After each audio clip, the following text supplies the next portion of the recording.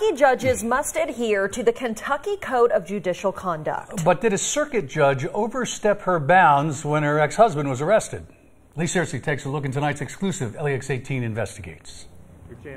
Donald Champ Mays is no stranger to the legal system. He's a former Bath County attorney who went to federal prison for vote buying and lying to a grand jury. Then last year, Mays was arrested again on cocaine possession and other charges after police stopped him on I-64. The day of his arrest, a judge ordered Mays be drug tested, a judge that wasn't even assigned to his district court case. Versus that judge, his ex-wife, the Honorable Beth Mays, who was the chief circuit judge over Bath, Rowan, Menifee, and Montgomery counties. Here's the order signed by Judge Mays herself. So why did she sign an order that involved her ex-husband?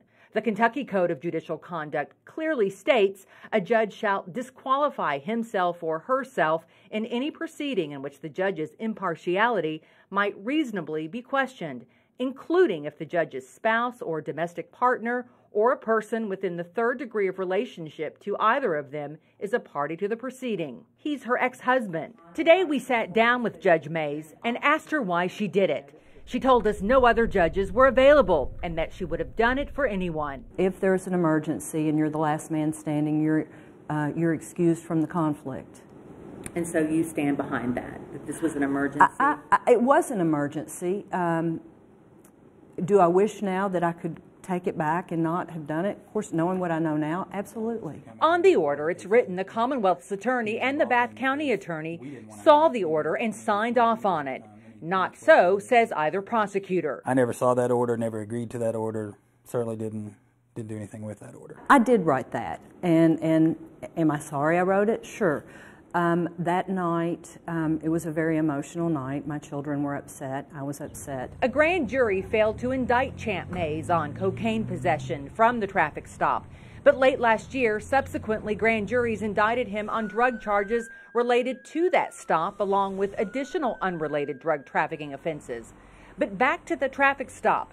Owensville's police chief questions why a drug test was ordered in the first place when Champ Mays wasn't arrested for using drugs. The chief says, where was the emergency? That was extremely odd. In my 26 years of policing, I've never had that happen before. Judge Mays has been on the bench for 18 years and tells us she's never been reprimanded. Regarding the drug test order, she reported her actions to the Judicial Conduct Commission. And self-reported myself for what I had done. And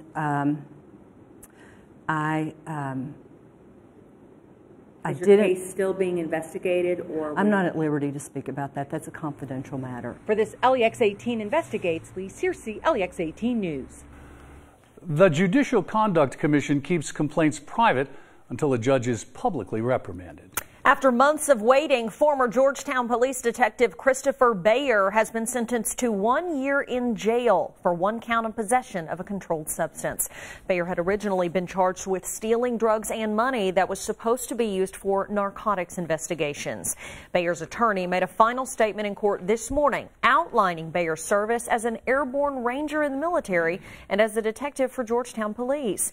He stated Bayer has 80% disability from injuries during his time in the military and suffers from PTSD. Doctors had prescribed opioids to Bayer, which is how his attorney says he developed an addiction. The judge says he understands the opioid addiction issue in the community, but says detectives are held to a higher standard.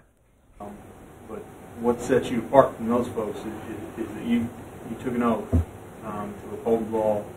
You put on the uniform, Georgetown Police Department. And not only that, you were our narcotics officer, narcotics detective. Bayer has been ordered to report to jail by 6 p.m., I should say, on Friday. Tracking thunderstorms across the area this afternoon. One of them has gone to a severe limit. The storm is now working its way through Menifee County. Severe thunderstorm warning, Bath, Menifee, Morgan, and Rowan counties. It's going to be in effect until 6:30 with this particular storm. Damaging wind gusts can be the primary severe weather threat with this, especially right there on that leading edge that is just now getting ready to cross from Menifee into Morgan County. You see again that the heaviest also going down 77 there, where you see that little purple showing up. So heavy wind certainly with these storms. Time of arrival on these, you see Wrigley at 619, West Liberty at 629, as the storm is working east at around 30 miles an hour. So it gives you an idea of what's in the path of this storm. Not only that, but the lightning strikes have really fired up there around Frenchburg. So again, it's a vivid lightning display with that particular storm. The lightning doesn't make it severe, but that potential for a 60-mile-an-hour wind gust does. So we look to the future track, and again, the storms will be diminishing as we continue through this evening. We will likely see new storms developing as we head toward morning, and then more storms off and on during the day tomorrow. So we'll again continue to track that severe thunderstorm moving through eastern Kentucky. Have more in just a couple of minutes. All right, Bill, thank you very much. Vacation turned tragic when a Kentucky woman visiting Emerald Isle, North Carolina, drowned last night. City leaders say 49-year-old Donna Sue Miller, who's from Clay City, got caught in a rip current and couldn't get back to shore. LEX 18's Carolina Buchek has more. What looked like a calm ocean quickly turned violent. Emerald Isle leaders say a rip current swept Donna Sue Miller and 2 others away. The others made it back safely, but Miller was found face down in the water and CPR couldn't revive her. Back at Miller's home in Powell County, search and rescue crews don't really deal with rip currents, but they know the human instinct to panic is what can turn things deadly. You can't panic, you really can't panic, and I know you would, but go out with it or swim to the side. Go to the side and keep swimming.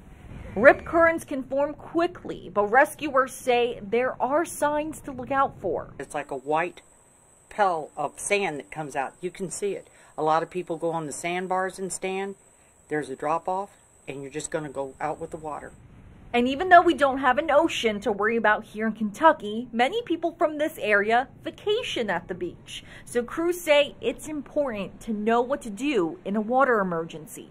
If you do get caught in one, go out with it or swim to the side. If you're a good swimmer, swim to the side because it'll take you out fast and you're trying to swim it.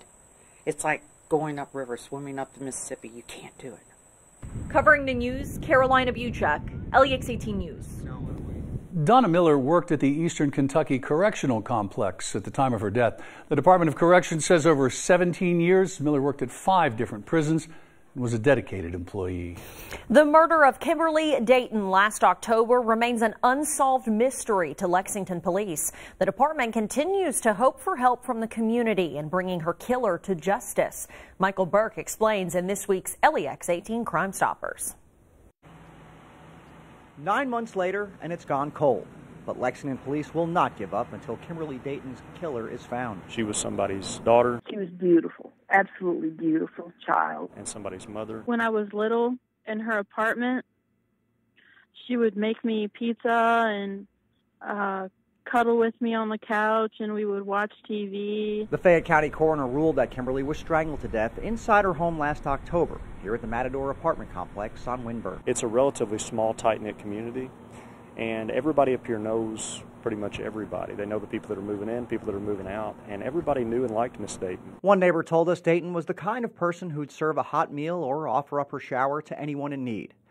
That's the person family members also wish to remember. She would let anyone use her home, give them her clothes.